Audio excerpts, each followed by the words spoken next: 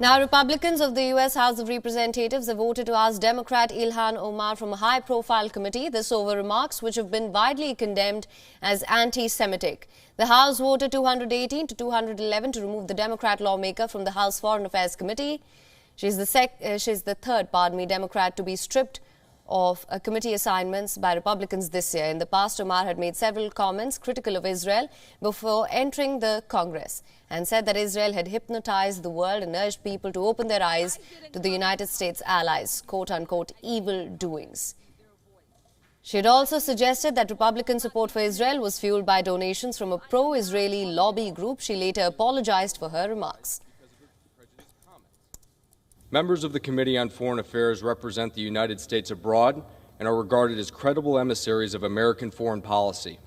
Their words have significant weight in guiding our relations with other countries and are relied upon by world leaders.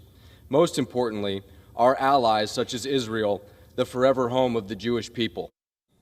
Omar, who arrived in the United States as a refugee from Somalia, is the only African-born member of the U.S. Congress and one of the two Muslim women in the Congress. She was in the line to be the top Democrat on the Foreign Affairs panel's Africa subcommittee. Omar defended herself on the floor of the House and said that she will continue to speak up. I didn't come to Congress to be silent. I came to Congress to be their voice. And my leadership and voice will not be diminished if I am not on this committee for one term. My voice will get louder and stronger, and my leadership will be celebrated around the world as it has been. So take your vote or not.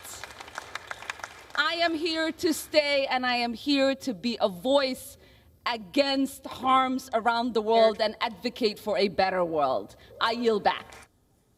However, Omar's ouster, led by House Speaker Kevin McCarthy, was viewed by Democrats as revenge for booting out Republicans Marjorie Taylor Greene and Paul Gosar from their committee assignments over incendiary remarks in 2021.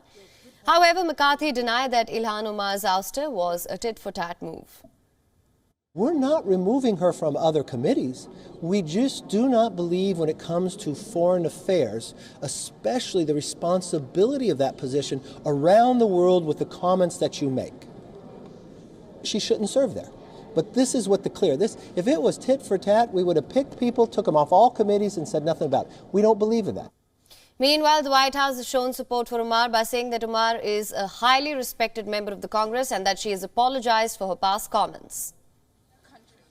The way that we see this, it's a political stunt, much like House Republicans' unjust removal of other leading Democrats from key committees in recent weeks, and it is a disservice to the American people.